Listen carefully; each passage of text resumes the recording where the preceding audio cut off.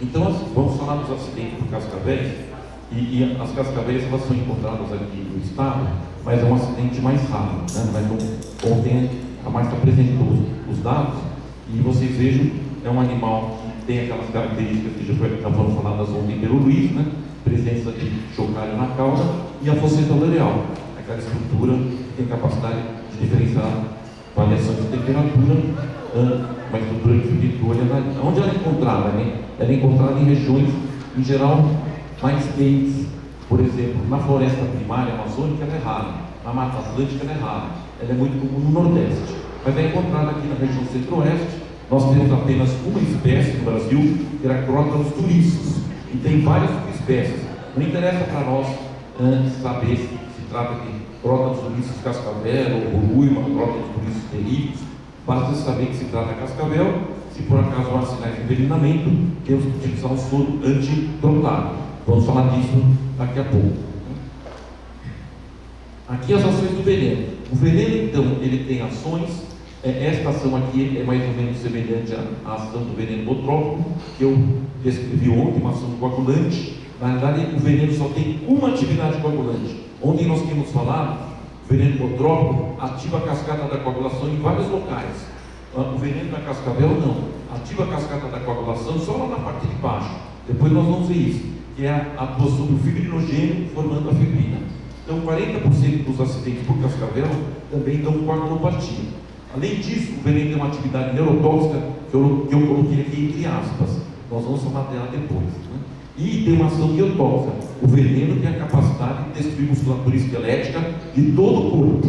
Né? Então, os músculos envolvidos aí na nossa movimentação voluntária são atingidos pelo veneno da cascavel e há uma destruição maciça de musculatura esquelética que ocorre logo após a picada. Então, essas três ações vão explicar o quadro clínico do acidente crotálico no Brasil. Aqui nós temos, por exemplo, um trabalho de revisão sobre esse tema. Né? Eu trouxe alguns trabalhos, e esse é interessante porque ele faz uma revisão dos trabalhos publicados sobre acidente crotálico em nosso meio. Né? Na realidade, quando nós estamos falando de acidente crotálico, nós estamos falando do acidente por cascavel na América do Sul. Né? Existe também cascavel na América do Norte. O veneno da serpente do gênero Crotalus da América do Norte é muito diferente do da América do Sul. Então, não vale para a América do Norte que estamos falando aqui. Né? Lá o veneno tem outras características. Então, voltando às atividades observadas no acidente por cascavel, a primeira delas é a atividade coagulante. Nós chamamos essa atividade de trombina-like, porque o veneno atua sobre o fibrinogênio, está lá no final da cadeia, né, quando ocorre aquela ativação contínua de um fator sobre o outro, e lá ao final nós teremos a formação de fibrina.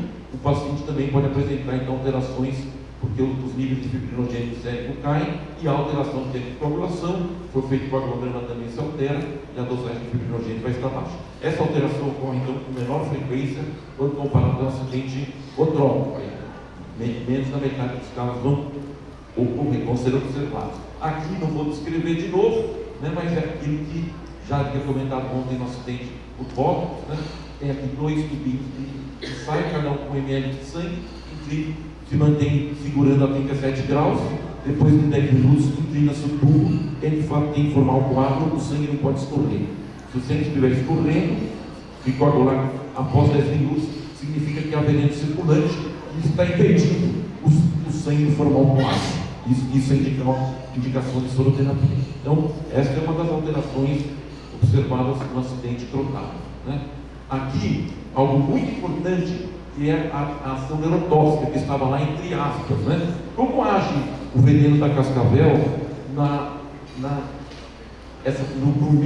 nervo? Então, para explicar com mais detalhe, eu aqui tenho algumas frases. Né?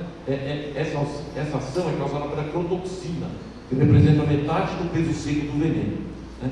Metade do peso seco é a crotoxina, essa toxina que tem uma atividade periférica. Ela não atua no sistema nervoso central, atua no sistema nervoso periférico. Fazendo o quê? Bloqueando a liberação de acetilcolina na junção neuromuscular.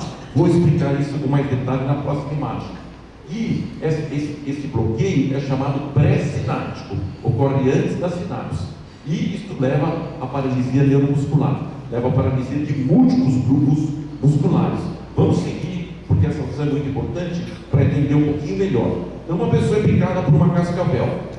E aí, claro, essas alterações todas que havíamos comentado antes vão ocorrer simultaneamente. Umas podem aparecer antes, outras depois, mas imediatamente após a picada, o indivíduo começa a ter manifestações. Essas manifestações podem ser explicadas do ponto de vista molecular e celular, porque a crotoxina, aquela fração importante do veneno da cascavel, ela vai se ligar que é a terminação do axônio da via motora final comum. Então, vamos tentar ver se conseguimos explicar do ponto de vista prático.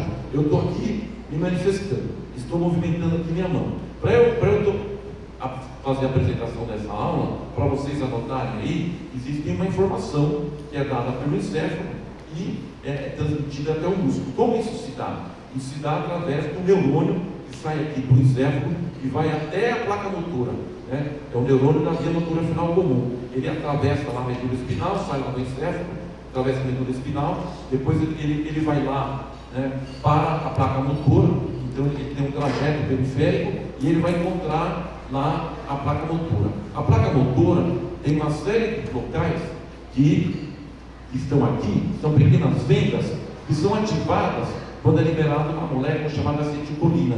Então o indivíduo quer fazer um movimento, e nós estamos fazendo múltiplos movimentos com múltiplos músculos simultaneamente, isso está acontecendo o tempo todo, né? A ativação de uma série de grupos musculares, esses grupos musculares eles vão, né, receber uma ordem, e essa ordem ela é dada do ponto de vista funcional através da liberação de acetilcolina na sinapse. Aqui é a sinapse. Aqui é um espaço que existe entre a terminação do axônio, né, e o receptor muscular, que é a placa motora. O receptor muscular está aqui.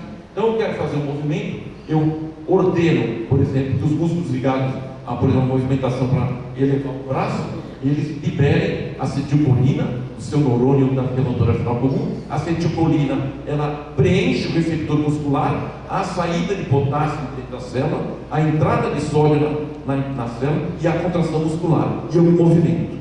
Então isso está acontecendo continuamente. O que o malvado do veneno da cascavel faz? Ele gruda aqui. Por isso que ele é chamado pré-sináptico. A crotoxina se liga aqui. Aliás, há também trabalhos mostrando que talvez a crotoxina lese essa terminação nervosa. E aí o indivíduo pode ter um período muito grande de paralisia, porque é uma destruição estrutural da terminação do axônio. E aí há uma limitação da capacidade do neurônio de eliminar a acetilcolina para a sinapse. Então, o resultado disso é a paralisia. Como observar isso no picado por cascavel? A primeira manifestação é a dificuldade de manter os olhos abertos, né? Então, ele é um fenômeno que nós denominamos de pictose palpebral. O indivíduo tem dificuldade de manter os olhos abertos. Ele usa a musculatura frontal para continuar com os olhos abertos. Alguns chamam de face miastênica de Rosenfeld, parece que ele está alcoolizado, né? Mas é uma limitação, porque esses pequenos músculos que controlam a abertura dos olhos abertos, eles, com uma pequena quantidade de veneno, eles já são bloqueados. Então, a primeira manifestação do seu externo. O indivíduo começa a ter a visão meio borrada também. Isso é comum, e às vezes a visão ela pode ficar totalmente borrada, às vezes até com visão dupla, porque ele tem uma dificuldade aí de acomodação. O que é importante é que essas manifestações musculares elas podem progredir. Aí o indivíduo, depois dessa dificuldade de manter os olhos abertos, pode ter uma dificuldade para falar, para mastigar, para deglutir. A musculatura da face pode ficar comprometida, e em raros casos pode haver comprometimento, inclusive, da musculatura respiratória, né? Dos músculos intercostais, do diafragma, de membros. Então, ele pode ter dificuldade respiratória e dificuldade para andar. Isto não é comum no acidente crocálico no Brasil, né? Não é comum. Isso é observado, depois nós vamos falar de acidente por corais, que também atuam aqui. O veneno de coral também atua na junção neuromuscular, mas o veneno da coral ele gruda aqui. Depois nós vamos falar disso. Então tem uma ação neurotóxica pós-sináptica. O que interessa para nós então é que a nossa cascavel tem a capacidade de fazer com que o indivíduo tenha uma dificuldade para a movimentação através da ligação na terminação né, do axônio da via motora final comum, impedindo a liberação da acetilcolina, que estão aqui nas sinapses, que estão no finalzinho aqui do neurônio, né, na porção final do axônio. Resultado disso, paralisia. Então, o paciente tem uma coagulopatia e o paciente tem paralisia. Essa paralisia é progressiva, né? Começa com dificuldade para manter os olhos abertos, com a visão borrada, e pode evoluir então para paralisia de muitos grupos musculares e também com uma visão dupla, né? Você pede para o indivíduo falar quantos dedos tem aqui, ele fala 4, ele vê 4 dedos, tá? Então tudo isso devido à ação neurotóxica periférica do veneno da cascavel. Essa alteração na junção muscular é causada pela crotoxina, e a mesma crotoxina tem a capacidade de destruir a membrana celular da célula muscular. Então o veneno protánico causa também rabdomiólise, né, que é uma destruição do músculo esquelético. Isso também leva a complicações. O caso da ação na junção muscular, rarissimamente pode haver evolução para insuficiência respiratória e morte. Se o indivíduo não for entubado, né, sobre ventilação mecânica, lá na UTI, isso é muito raro. Mas aqui, essa manifestação biotóxica, ela é frequente e ela pode ser muito intensa, a ponto do indivíduo apresentar uma mioglobinuria muito elevada, né? E muitas vezes essa mioglobina é lesiva ao túbulo renal e muitas vezes o paciente evolui para injúria renal aguda, há necessidade inclusive de diálise. Se isso não for feito, ele pode evoluir para óbito. Aliás, esta é a causa mais comum de morte no acidente do cascavel no Brasil, né? A injúria renal aguda, né? Claro, se o paciente for dialisado adequadamente, ele sobrevive, né? Na necrose tubular aguda, todos sabem, o túbulo, ele evidentemente, ele depois é renovado. Há uma proliferação celular depois da necrose tubular e essas células mortas são substituídas, o indivíduo volta a ter a função renal, talvez um pouquinho abaixo do que era anteriormente, mas ele volta a ter a função renal e claro, é algo que não deixa sequelas, né? O acidente do cascavel não deixa sequelas, diferente de ontem, como falando de vômitos, né? Vocês lembram lá, pode haver mutação, pode haver uma série de complicações, hemorragia grave, pode levar a sequela também, se for, por exemplo, o sistema nervoso central. Aqui não ocorre isso, né? O paciente vai ter uma paralisia, que é, depois de uns dias, às vezes semanas, há uma recuperação completa, e vai ter também, em muitas situações, rabdomiólise, às vezes até com comprometimento da função renal, mas se for tratado adequadamente, essa recuperação é completa também. Então, é uma terceira alteração. O veneno tem uma atividade coagulante, neurotóxica e agora miotóxica, né? Levando então à necrose muscular, a rabdomiólise, com a presença de mioglobina. Quando uma célula muscular ela é destruída e o veneno, a crotoxina, lesa a membrana, né, celular da célula muscular, lá do miócito, a liberação do pigmento que está dentro da célula muscular, que é a mioglobina.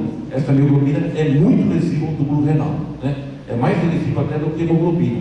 Os pigmentos aí que existem no nosso corpo, a mioglobina é mais lesiva ao túbulo renal. Então é por isso aí que tem trabalhos mostrando que às vezes mais de 10% dos picados por cascavel vão ter insuficiência renal aguda. Nós chamamos hoje de injúria renal aguda. O indivíduo é picado e essas manifestações estão ocorrendo já, né? Todas elas, que são processo contínuo. Por isso que tem que acompanhar muito bem a função renal do picado por cascavel. Aqui, como lá no hipotrófico, que eu falei ontem, é importante guardar a urina do paciente, ver se a urina está mudando de cor, se ela escurecer, porque tem presença de mioglobina na urina, né? E claro, ver se o indivíduo está urinando adequadamente. Uma pessoa urina em geral 40 ml por hora pelo menos. Hidrate também para ver se ele responde. Muitas vezes o paciente está tendo também hidratação, você repõe líquido por via oral mesmo, e ele passa a urinar normalmente. A hidratação vigorosa é muito importante no acidente ofídico, né?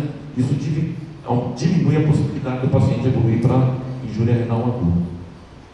Aqui nós estamos falando das manifestações, fazer um resuminho, né? Então, aquele que eu havia comentado, a dificuldade de manter os olhos abertos, a pitose palpebral, é chamada de face miastênica ou face neurotóxica, a diplopia, aquela visão dupla, oftalmoplegia é o paciente que tem dificuldade em movimentar os olhos. Então, eu peço para ele olhar para cima, ele tem que movimentar a cabeça, ele não consegue movimentar os olhos, né? Peço para olhar para a esquerda, movimentar a cabeça.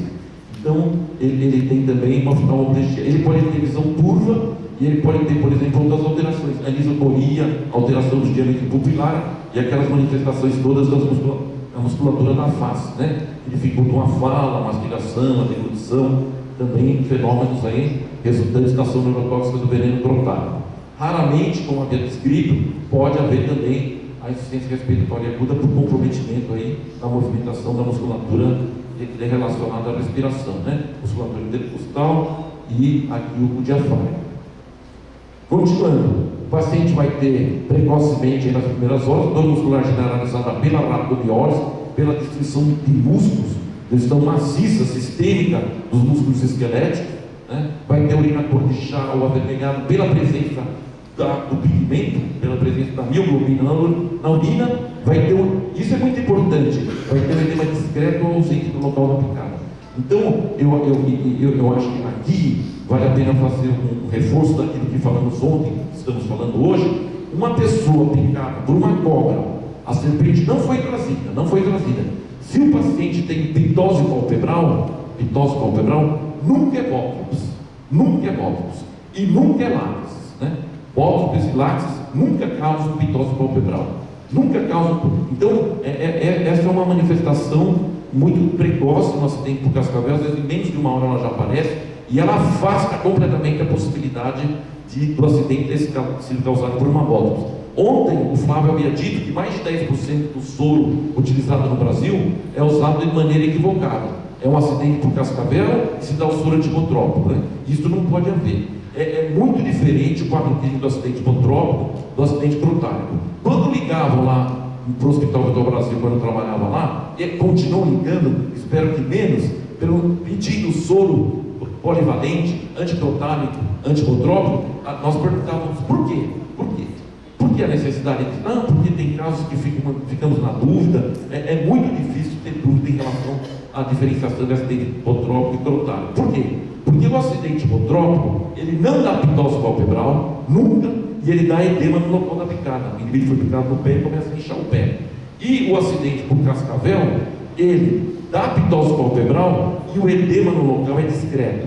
Tem exceção, até publicação mostrando que tem um edema, mas é tão raro. Então, em geral, o edema é muito pequenininho ou não há edema no local da picada, né?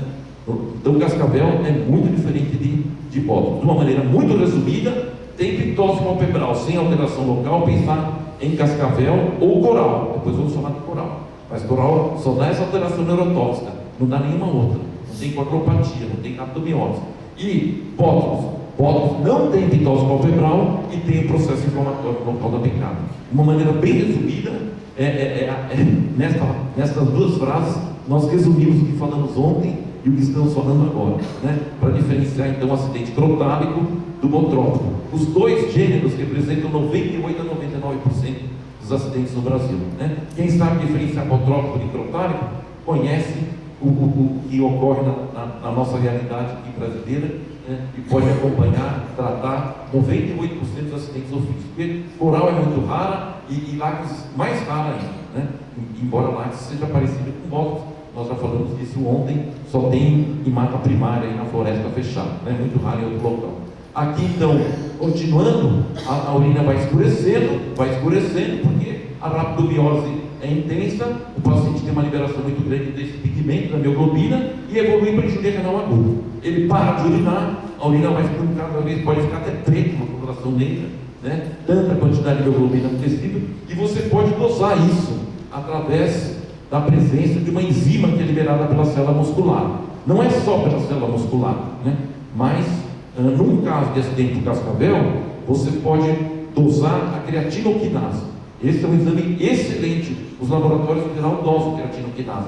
Essa creatinoquinase tem uma relação direta com a intensidade da rhabdomiólise, com a intensidade da destruição da célula muscular. Nós temos três enzimas: ACK do músculo esquelético, ACK, a creatinoquinase do músculo cardíaco, do miocárdio. Ela aumenta aí, quem trabalha, quem é cardiologista sabe a importância da dosagem de CK, né? Aí no infarto agudo do miocárdio. E também tem uma ACK que é do encéfalo, que tem AVC, também vai ter um infarto cerebral, né? Necrose aí do tecido encefálico, vai ter também o aumento da CK-BB, né? Mas para nós aqui, ou então a CK-MB aumenta no infarto agudo do miocárdio. No nosso caso aqui, a CK-ATLM é aquela que aumenta mais no acidente crotálico e ela é responsável pelo aumento da CK total. Então nós usamos CK total, creatinoquinase total. Quanto mais alta, mais grave o caso, né? Mais necrose muscular que você está vendo, mais injúria renal aguda é esperada. Fique atento à função renal desse paciente, né? Aqui o local da picada, já tinha comentado, praticamente não há alteração. Vocês têm que, claro, olhar com atenção sempre o local da picada, do acidente ofídico, fazer sempre o teste de coagulação e, além disso, vocês vejam se o paciente tem hemorragia, estamos falando de hipótese, mas também examine e vejam se o paciente não tem pitose palpebral, se não está com visão borrada, para poder verificar se não se trata de um acidente por cascavel, né? Aqui uma criança que foi picada por uma cascavel, ela tem então a pitose palpebral. Esse é o máximo que ela consegue quando se pede para ela abrir os olhos, né? Às vezes é possível verificar que tem a musculatura frontal tentando apoiar aí para manter os olhos abertos. Isso é constante, contínuo, né?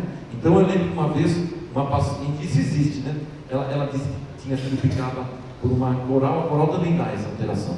E aí, mas não trouxe a coral, mas foi picado, porque as pessoas veem vídeos, as pessoas sabem muitas coisas. E você sabe que ela recebeu soro, estava recebendo o soro antilapídico. Aí eu entrei no plantão à noite e desconfiei. Não estava, mas ela tinha pitose palpebral, dizia que a visão estava borrada. Visão borrada é uma queixa subjetiva, se a pessoa fala que tem, você tem que acreditar. Do mesmo modo que eu falo que eu tenho cefaleia, eu tenho dor de cabeça, as pessoas têm que acreditar, né? Isso aí é um sintoma, né? Agora, o sinal da pitose palpebral, um picado que realmente foi envenenado, seja por cascavel, seja por coral, vai manter a pitose palpebral. Porque assim, nesse caso dessa moça, nós entramos no quarto à noite, a luz estava assim, estava meia luz, e ela estava com o olho aberto, assim. Totalmente. Aí quando ela entrou, ela percebeu, aí começou a pitose de novo. Entrei que isso não era acidente, né? Essa manifestação ela é contínua. Ela não acontece só quando a pessoa quer. Independente dela querer ou não, ela tem a pitose palpebral por horas ou dias. Por horas ou dias. É uma manifestação característica do acidente por cascavel. E essa urina aqui, por isso que é importante guardar a urina, está alterada. Está alterada, né? E é algo que a gente diferencia, por exemplo, de hemácias. As hemácias se depositam depois de algumas horas, né? Quando você vai coletando a urina, ao fundo da hemácia está íntegra. Aqui a bioglobina não, ela se mistura ao sangue, né? E o sangue fica escuro, hein? Não tem esse depósito como ocorre nas hemácias, quando você vê a urina e as hemácias estão fundo. Aqui não, fica de uma maneira uniforme a cor da urina alterada, a presença de bioglobina. A hemoglobina é a mesma coisa, também a cor da urina se modifica. Aqui as complicações, eu havia comentado, insuficiência respiratória aguda, a paralisia da musculatura da caixa torácica e a injúria renal aguda, que é o maior problema. Tem outros motivos além da ratomiose, às vezes o paciente vomita, às vezes ele está desidratado, às vezes ele tem distúrbio de eletrolite, pode ter muitas alterações, hiperpotassemia, por exemplo, é uma delas. E há alguns autores que acham que o veneno da cascavel tem uma ação nefrotóxica direta, que ela lesaria o túbulo renal, que ela lesaria o rim, né? É uma discussão aí que ainda não há consenso em relação a isso, mas o fato indiscutível é que a principal complicação do picado por cascavel no Brasil é a injúria renal aguda, mais especificamente a necrose tubular aguda, né? Então tem que ficar atento aí para se avaliar a função renal, a diurese, a cor da urina, a quantidade, para se intervir caso seja necessário. Aqui uma orientação mais geral: a hidratação vigorosa não aguda, que deve ser feita por via oral ou por via endovenosa, com o paciente internado. Essas alterações aqui já são discutíveis. Os nefrologistas discutem aí até que ponto isso deve se fazer. O manitol, a alcalinização da urina, acho que a maioria dos autores recomenda, mas sem grande, vamos dizer assim, expectativa de que isso tem uma importante influência na evolução. Aqui sim, a diálise tem que ser bem indicada, quando indicada deve ser feita, né? Às vezes tem pacientes que têm uma necrose bastante intensa, então há casos com mais de 400 mil de creatinoquinase. Mais de 400 mil de creatinoquinase é uma necrose muscular intensíssima, né? Houve uma destruição de músculo esquelético em todo o corpo de modo bastante intenso. Aqui a dose de soro acedada nesses pacientes, né? Não há uma norma técnica mais recente, só que é o manual do Ministério da Saúde, uma descrição que eu vou corrigir um pouquinho, porque está desatualizado. O Ministério precisa liberar uma norma técnica para cascavel. Então aqui, o que é o caso leve? O o paciente tem aquela face miastênica, aquela dificuldade de manter os olhos abertos, né? Além disso, a dor muscular não existe, porque esse paciente, ele, né, foi definido como leve, porque ele, provavelmente a quantidade de veneno inoculada foi pequena, o paciente não tem quase rabdomiólise, né? Aqui a urina vermelha ou marrom não, porque não tem rabdomiólise. A oligúria está ausente, não tem função renal comprometida porque não há rabdomiólise. O tempo de coagulação pode estar normal ou alterado, como um acidente hipotrópico de ontem, né? Se o paciente tem um tempo de coagulação alterado, há indicação de soro, mas a coagulopatia não tem importância na avaliação de gravidade. O tempo de coagulação, ou o nível de fibrinogênio, ou o coagulograma pode estar alterado ou normal, e isto não vai influir na classificação do acidente, tanto no caso leve como no moderado como no grave. O tempo de coagulação ou a coagulopatia, elas podem estar ou não alteradas, tá? Agora, o que influencia e muda do leve para o moderado? O paciente moderado já tem uma pitose palpebral nítida, ele pode ter inclusive manifestações de evidência, dificuldade para movimentar, né, músculos da face, pode ter a urina já alterada, então já tem uma mialgia discreta, já tem uma mudança da cor da urina. Então é importante, muitas vezes eu estou na dúvida se a urina está escurecendo ou não, se a urina está concentrada, eu peço a secar, peço a creatinoquinase, né? Porque aí você vai ver se há realmente rabdomiólise ou não. É um exame que pode demorar um bocadinho, mas é um exame essencial para acompanhar o doente, né? Se por acaso, e há trabalhos mostrando, se a CK inicial, a creatinoquinase inicial, está acima de 2.000, há uma probabilidade aí do paciente evoluir para injúria renal aguda 10 vezes maior do que aquele paciente que tem menos de 2.000 de creatinoquinase na admissão. Isso é um trabalho muito bacana de 100 casos atendidos em Goiânia, por uma colega que fez doutorado orientada pelo Dr. Emanuel Buchmann, que é um nefrologista que tem uma experiência muito grande em doenças que levam ao comprometimento renal, doenças tropicais que levam ao comprometimento renal. Então é importante fazer a CK e acompanhar depois de 6 em 6 horas, por exemplo, a creatinoquinase para ver se essa rabdomiólise é ou não muito intensa, né? Faça também a ureia creatinina, verifique se o paciente está urinando bem, hidrate, veja se a resposta nessa hidratação, porque isso, claro, já é uma questão do nefrologista. O paciente ele pode ter uma função renal residual e ele urinar bem. Você pode eventualmente fazer o paciente não evolui para injúria renal aguda grave e ele não necessita dialisar, né? Procurar ver se. Agora, é claro, parou de urinar, você continua hidratando, pode hiperidratar, isso é problema. Pode levar até dermatite de pulmão. Então tem que ter cuidado, o paciente está internado, tem uma observação criteriosa da ingesta, né? De qual aporte líquido foi feito e quanto ele está urinando. Tem que ter um balanço aí e que isso esteja equilibrado, para não hiperidratar o paciente. No caso grave, o paciente tem já manifestações importantes de rabdomiólise, tem dor muscular importante, a urina está vermelha ou marrom e já tem então a presença de manifestações aí reveladoras da injúria renal aguda. Aqui é uma correção, porque há pacientes que têm já uma injúria renal aguda grave e ele urina bem. Ele tem a insuficiência renal aguda, injúria renal aguda, poliúrica. Ele urina muito, mas com função renal comprometida. Isso é fácil de ser percebido, basta utilizar, por exemplo, o exame simples que qualquer laboratório faz, que é a ureia creatinina. A ureia creatinina estão aumentando nesses pacientes que estão urinando muito. Eles estão urinando muito, mas a função renal está comprometida.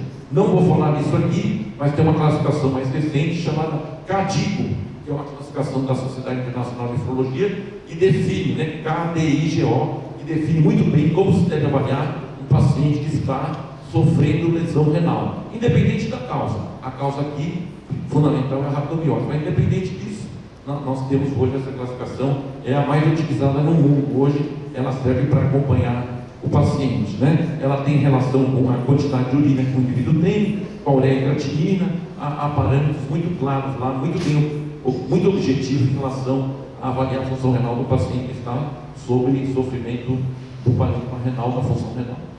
Tá, então aqui a classificação: 5 ampolas de soro anticrotálico, no caso leve, 10 ampolas de soro anticrotálico no caso moderado, 20 ampolas de soro anticrotálico no caso grave, quando o paciente já tem então uma rabdomiólise intensa e um comprometimento da função renal. E encerramos aqui Cascavel. Não sei se há alguma pergunta, senão nós vamos seguir, por favor. Por favor.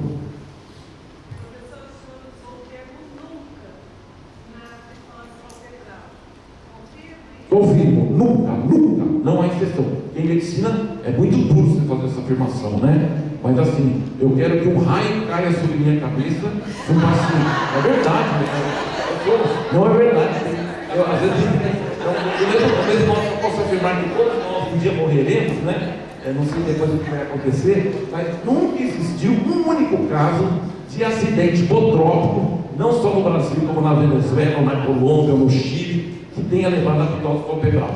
Quem um dia documentar um caso desse, publica no New England Journal of Medicine, ou então na Lancet, são as revistas aí, eu acho que publica na Nature ou na Science, são as duas revistas mais importantes do mundo na área do conhecimento, né? Não só em medicina, em qualquer área do conhecimento, é Nature ou Science, porque não existe, não há exceção alguma. Se tem pitose palpebral, nunca é hipótese, tá? Ah, claro, mas aí trata-se de uma situação em que às vezes, por isso que é importante conversar com vocês, porque às vezes o paciente bebe depois que ele, e é um acidente hipotrópico, e ele bebeu, e ele tem pitose palpebral, mas aí já tem o diagnóstico desse paciente, trata-se de duas entidades associadas, né?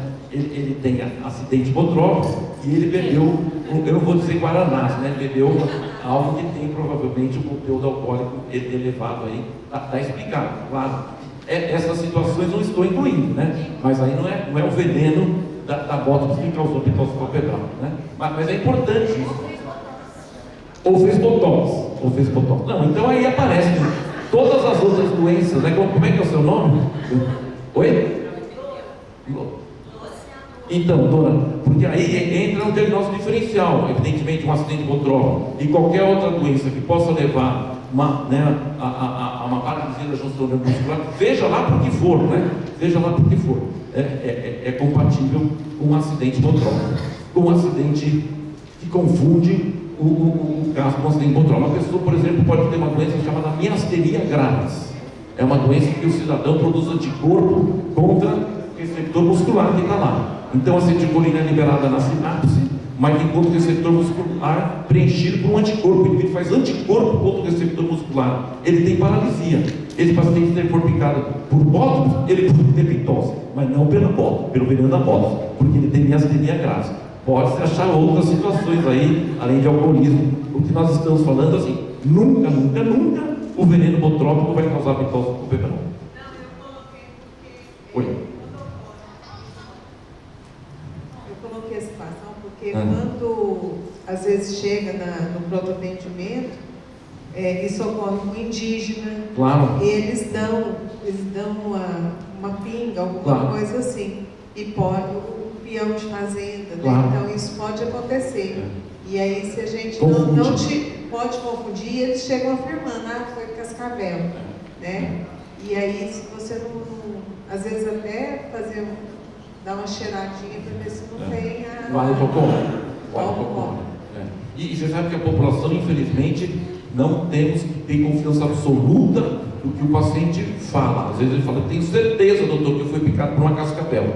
Certeza absoluta, tinha chocalho na cauda, fez um barulho. Aí você vai examinar o doente, ele tem edema no membro inferior, tem gengivopatia, tem coagulopatia. Não pode ser cascavel. Mas doutor, eu tenho certeza que eu fui picado por uma cascavel. Eu conheço muito bem os bichos do mar, conheço cobras, tudo isso há muito tempo. Mas você confie sempre na clínica. A clínica é soberana, sempre. Agora, cara, casos complexos, vê a associação com outra doença, né? Aqui, então, sempre há essas dificuldades. Obrigado pela pergunta, viu? Obrigado pela pergunta.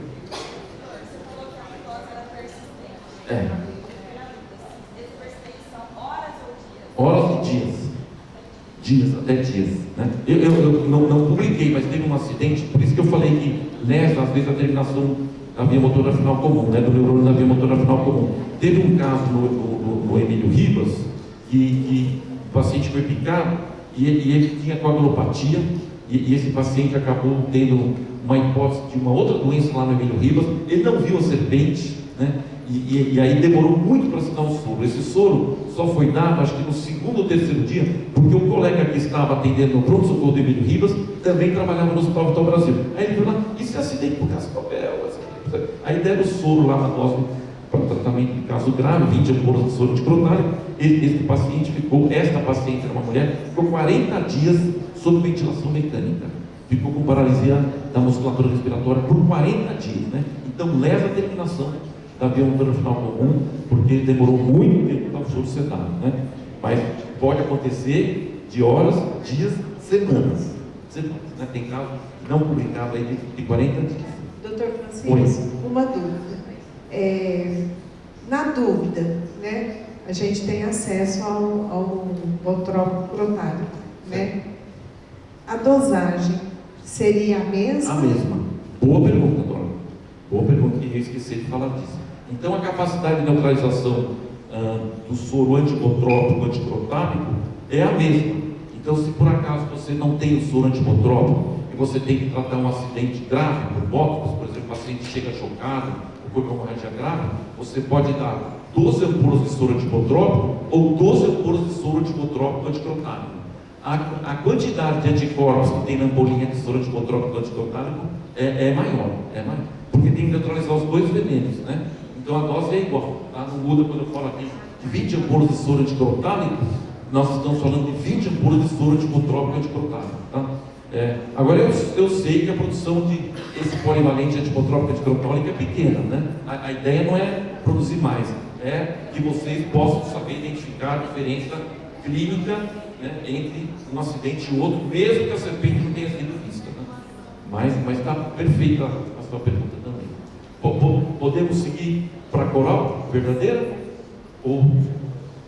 E claro, no final, se alguém lembrar de alguma questão em relação a apótopes ontem, falamos agora de Cascavel, voltaremos no final. Então, acidente por corais verdadeiros, aqui chamada de acidente elapídico, né, que é o nome da família. O Luiz falou ontem, o soro antielapídico, né, e não o soro antimicrurus, né, é o nome da família das nossas corais verdadeiras. Só há um gênero então de importância aqui no Brasil, que é o gênero Micrurus, mas existem serpentes da família dos elapídeos em outros continentes também. Aqui então no Brasil, o gênero Micrurus, há dezenas de espécies, né? Ontem o Luiz detalhou muito bem para vocês como identificar uma coral verdadeira e diferenciar de uma coral falsa, que é o grande desafio. Mas há também outras serpentes primas da nossa Micrurus, que têm o mesmo mecanismo de ação, né, em outras regiões. Vocês vejam aqui as najas, as mantas, as craites, que estão aqui na África. Há muitas najas também aqui no subcontinente indiano, né, em outras regiões aqui do Sudoeste Asiático, na Tailândia, Camboja, Myanmar, esses países aqui do Sudeste Asiático, Indonésia, e todas as serpentes da Oceania, todas as serpentes peçonhentas, pertencem à família Elapidae, os elapídeos. São primas então das nossas corais verdadeiras, né? Mas vamos falar das corais, basicamente. Tem aqui gêneros também na América do Norte, né? Um outro gênero que é Micrurões. Aqui uma naja. Então ontem o Luiz havia mostrado, né? Serpentes de grande porte, podem ter mais de 4 metros.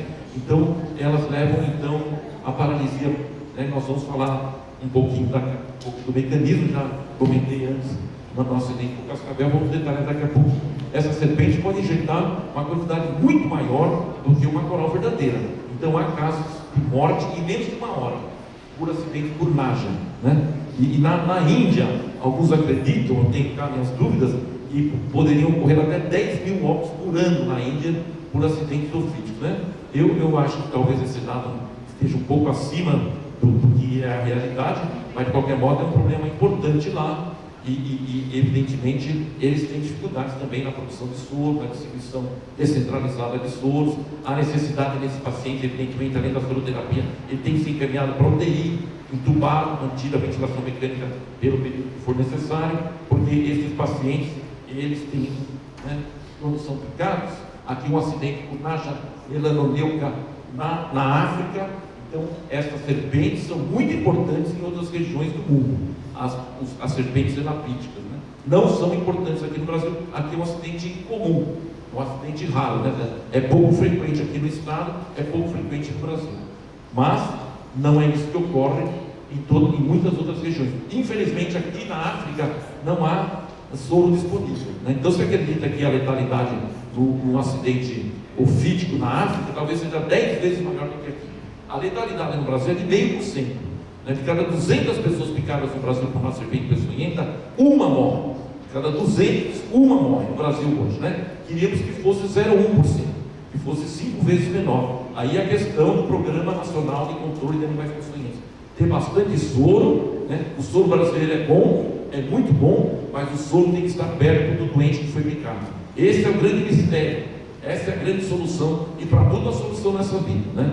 Nós temos aqui que trabalhar, fazer as coisas. Onde tem acidente aqui, onde a lá do Oberdan foi quase um prêmio Nobel, porque ele mostrou, olha, é possível a gente saber onde os acidentes ocorrem. Aqui tem que ter mais soro nesse município do que naquele outro, onde não tem tanto acidente, ou nem tem acidente. Aqui tem mais acidente por escorpião, aqui tem acidente por celulares, que é a espécie que pode levar a óbito. Aqui não, só tem conflues. Então você tem que ter uma política, né, nacional, regional e local, no caso aqui estadual, que tenha uma noção exata do que está acontecendo. Por isso, a aula, né, vai ser muito importante agora falando da ficha de notificação, porque é fundamental que essa ficha seja preenchida adequadamente, para que não possa ter, por exemplo, uma pessoa falando que está faltando soro no meu município.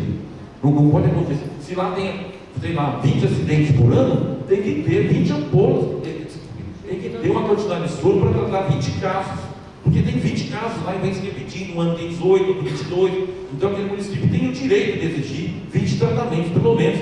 O ideal seria ter sempre uma reservinha, ter mais 2 tratamentos sempre a mais, para poder garantir que se houver um caso, né, 1 ou 2 casos a mais, naquele ano, tudo bem, está lá coberto. E outra coisa, trocar soro quando dá para vencer também. Muitos municípios fazem isso é muito sábio, né? Isso é uma decisão de vocês, quem está lá na boca, que é que está vencendo o problema, né?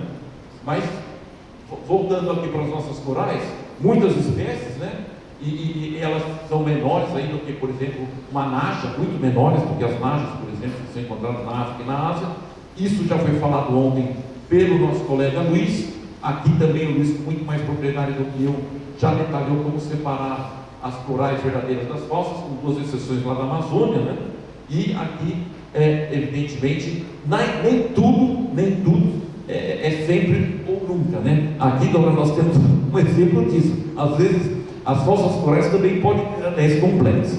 Se uma serpente com características aí de corais não tem, né, anéis complexos, ela é falsa, mas há situações, infelizmente, de falsas corais que têm anéis complexos, né? Então é algo complexo. O especialista ele pode nos ajudar, por isso que vale a pena, né, Zé, ter a foto do animal, né? Se você encaminhar, por exemplo, para o CEATOX tem condições. O Luiz ontem disponibilizou, inclusive, o telefone celular dele, disponibilizou também o e-mail, mas o CEATOX de Cuiabá tem todas as condições. Essa é uma coral verdadeira, essa é uma coral falsa. Se for falsa, alta, imediata, não precisa fazer nada, né? Não gaste soro quando não é necessário, né? Então é fundamental saber identificar a diferença entre uma coral verdadeira e falsa para se tomar conduta, né? E elas estão presentes aí no sul dos Estados Unidos até o centro da Argentina, há corais verdadeiras, né? Aqui a Metrurus veniniscatus, né?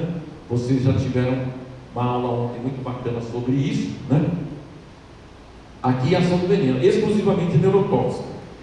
Então o veneno, ele vai atuar aonde? Ele atua, é uma neurotoxina de baixo peso molecular, ela tem uma atividade periférica como um acidente por cascavel. O veneno, ele compete com a acetilcolina pelo sítio receptor nicotínico na placa motora. Então causa um bloqueio pós-sináptico, paralisia neuromuscular semelhante à miastenia graves, né? Do ponto de vista clínico, é semelhante também ao que ocorre na paralisia da cascavel, só que o mecanismo é diferente. O veneno da coral se liga aqui, nesse buraquinho, né? Aqui é o receptor da acetilcolina. E o que está acontecendo numa pessoa que foi picada por uma coral verdadeira, né? E ela começa a ter, essa pessoa começa a ter pitose palpebral, a vista borrada. O que está acontecendo do ponto de vista molecular? O veneno da coral, o veneno anabítico, ele está se ligando aqui, ó. E aí essas bolinhas aqui, que são acetilcolina, essas bolinhas que estão liberadas por essa vesícula, né? Pelas vesículas que estão na terminação do neurônio da motora final comum, lá no finalzinho do axônio, essas vesículas são moléculas de acetilcolina. Elas quando penetram, elas são captadas pelo receptor muscular. São, claro, é uma reação de alta afinidade entre a acetilcolina e o receptor muscular. Há, então, aquilo que eu havia comentado, a contração muscular e o movimento. Isso não ocorre no acidente por coral, porque, infelizmente, quando uma pessoa é picada por coral e o veneno é injetado, isso aqui tudo está preenchido pelo veneno da coral. E aí, mesmo que você tenha uma quantidade gigantesca de acetilcolina aqui na sinapse, o paciente tem paralisia.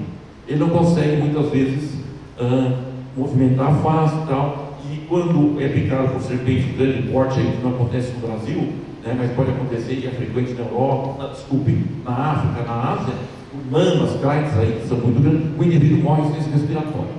Às vezes rápido. Então, tem que ser ágil, né? Tem que ter um programa e ter condições de dar um soro e encaminhar para a UTI rapidamente, né? Então, tem complicação aí, claro, não é a regra, mas há casos publicados aí de morte em menos de 1 hora, publicados por NAGE, né? O mecanismo é o mesmo da coral verdadeira, só que aqui no Brasil, felizmente, a quantidade de veneno inoculado por uma coral verdadeira é muito menor do que uma NAGE. Então, é por isso que aqui, felizmente, a morte por acidente por coral é rara. Então, no passado, você achava que o acidente por coral ele é grave, sempre grave. Não. Hoje nós sabemos que os acidentes por corais, em geral, são leves. Felizmente, né? A maioria dos acidentes são leves. E é claro, muitas vezes, algum acidente é colocado lá na fitocinante, quando a serpente não é trazida, o paciente fala que foi picado por coral, você coloca lá, acidente por coral. E era uma coral falsa.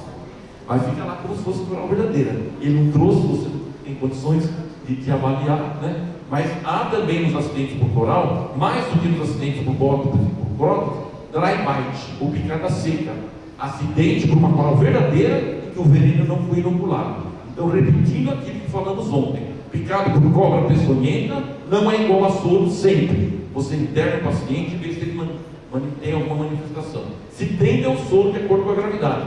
Se não tem nada, em 12 horas, aqui tem casos raros, aí publicados, que as manifestações foram aparecer mais tardiamente. Então se recomenda aí um acidente por coral verdadeiro que o paciente pudesse ficar em observação 12 horas. Se não teve nada nesse período, alta. Chama-se picada seca. Um acidente sem inoculação de veneno causado por uma serpente peçonhenta. Né? E reforçar aquilo que eu já havia dito, a maioria das serpentes do Brasil e do mundo não são peçonhentas. Então muitas vezes ele não viu a serpente, e você fala, fui picado por uma cobra, doutor, não vi a cobra, ou fala o nome de uma cobra qualquer lá, seja cascavel, seja pingulijaca, seja lá o que for, mandei internado e avalia. Não teve nada em 6 horas, o caso é de uma cobra com anéis, que era vermelha, preta, com anéis amarelos, né? Ou branca, aí pode deixar 12 horas. É excesso de zelo, talvez, mas tudo bem, deixe 12 horas. Se não teve nada nesse período, dê alta, não se preocupe, não vai ter nada, é uma picada seca ou um acidente com serpente não peçonhenta. Teve um período lá no Hospital do Brasil, quando eu trabalhava, lá, eu acho década de 80, 90, 40% dos atendidos por serpentes eram por serpentes não peçonhentas. É muito comum picada por serpentes não peçonhentas. Tá? E isso é importante porque o soro, eu já vi médico falar que picada de cobra é sempre igual a soro. Não. Né? Picada de cobra, se não for peçonhenta, não dê soro, não há necessidade. A serpente não tem veneno. Né? E se for picada por uma cobra peçonhenta e não tem nada, o paciente não tem nenhuma alteração clínica nem laboratorial, não dê soro. O soro é precioso. Há em muitos estados, inclusive aqui, às vezes dificuldade de acesso ao soro. Né? Às vezes você está com dificuldade de fazer o tratamento em quadro grave, então o soro é precioso. A ampola de soro, não vou falar de preço aqui, é caro. E é complexa a produção. Né? Aqui a estrutura, né, espacial dessas moléculas, essas moléculas aí dos elapídeos, elas são chamadas em dedo de luva. São 3 dedos assim, e ela consegue ali penetrar no receptor da acetilcolina na placa motora, se encaixa como uma luva, mas ela tem essa forma de dedo de luva. É uma característica de várias espécies de elapídeos, neurotoxina 2, bucarotoxina, bucandin e por aí vai. É a mesma coisa, a estrutura da nossa micrurus também tem uma estrutura trifinger, que eles falam, 3 dedos, né? É uma característica, isso nos ajuda a conhecer a estrutura quaternária da placa motora também, né? Então pode se fazer muito estudo farmacológico aí, se você conhece a estrutura da toxina que vai atuar ali. Então, como deve ser essa estrutura? Deve encaixar, o receptor muscular deve encaixar nessas estruturas aqui, trifingers, dos venenos elapídicos. Aqui vou falar um pouquinho da clínica dos acidentes elapídicos, né? São incomuns, né? Há uma publicação lá no Hospital do Brasil de mais de 40 casos, e a experiência que nós temos é pequena, mas a de todos nós não é muito grande. É incomum em toda a América, não só no Brasil, muitos acidentes atribuídos a corais verdadeiras são, na verdade, causados por corais falsos, né? Havia comentado, é comum acidentes por corais verdadeiras decorridos sem qualquer manifestação, são chamadas picadas secas. A morte é muito raro, né? É extremamente raro. Eu não tenho lembrança de morte nos últimos anos de acidente por coral no Brasil. Evidentemente, quando houver um óbito, há um interesse muito grande nosso do Brasil em você estudar com muito detalhe todos os casos de óbito nos acidentes por animais peçonhentos. São mais de 240 óbitos por ano, 240 pessoas morrem por ano, picados aí ou sofreram acidentes por animais peçonhentos. É importante saber cada um deles, né? Por que morreu, né? Às vezes houve preenchimento errado da ficha, aí você vai checar, morreu, vou ver por quê, vai ver lá o colega, às vezes preencheu, está lá trabalhando, sobrecarregado, o paciente teve cura e preencheu lá, em vez de colocar um, colocou dois, ou vice-versa, e está lá morte em vez de cura, né? Então checar, e se for morte mesmo, procurar ter acesso ao prontuário para saber o que aconteceu. Aconteceu algo de muito inesperado, muito equivocado, foi um paciente morrer por picada de animal peçonhento no Brasil, né? Não se deve esperar isso, né? Em acidente ofídico, acho que seria esperável, razoável, se cada 1000 picados, um morresse, né? Mas 5 como estão morrendo, não dá para dividir pelo menos de 5 para 1 morte, né? 80% dos casos seriam mortes evitáveis. Bom, é comum então ele manusear a serpente, né? Você sabe que no YouTube no YouTube, olha, no YouTube tem tudo, né? É uma coisa complicada. Um acidente na Bahia, um moço durante a noite, alcoolizado, ele viu uma serpente na rua, ele pegou a serpente e ele foi picado pela serpente. Isso o colega dele filmou. Depois disso, esse acaba o filme. Depois nós sabemos a notícia, parece que ele ficou desacordado. Na verdade, ele estava em insuficiência respiratória, ele deve ter chocado, né? Troca o véu capilar comprometida por paralisia da musculatura respiratória, ele acabou indo para o hospital e faleceu. Um acidente assim, é algo que, né, totalmente inesperado, evitável, né? Bebeu, a serpente é bonita, né? Então foi lá e ficou e a serpente mordendo. Ele, alcoolizado, acabou permitindo que isso acontecesse. Eu não sei se tiraram do YouTube, mas está lá. Eu já vi mais uma vez.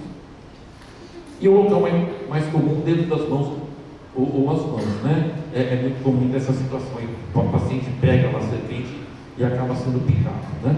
A clínica, né? No local às vezes tem um formigamento, não costuma inchar também, não costuma ter alteração no local da picada, nos aceitos corais verdadeiros. Tem manifestações aqui pré-paralíticas, são chamadas, né? Às vezes tem náusea, vômito, pode até vomitar, e aí começa então o resultado da paralisia causada pela ação do veneno, que é uma ação neurotóxica pós-sináptica, né? O veneno da coral gruda no receptor muscular, e aí você vai ter outras paralisias, como havia descrito já para a cascavel.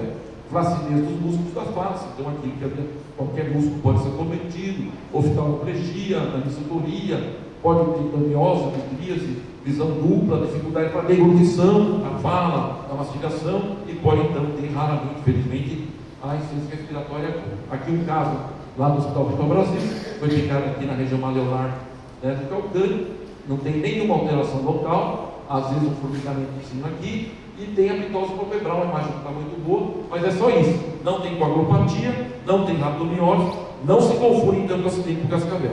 Porque a cascavel tem a manifestação neurotóxica, né? Pode ter mitose na cascavel, né? Você, no caso da coral, você dosa secar, está normal. Se você dosar também qualquer fator aí, né, que possa variar com a coagulopatia, você faz coagulograma, tem coagulação, dosa tem que estar normal. Agora é claro, há toxinas, hoje estão estudando muito as famílias de toxinas, há toxinas de corais verdadeiras que eventualmente podem ter uma ação na hemostasia. Mas nunca foi publicado um caso de paciente picado por coral que tenha tido coagulopatia ou que tenha tido rabdomiose. Então, é o que nós falamos, é baseado na experiência clínica que nós temos hoje no Brasil, né?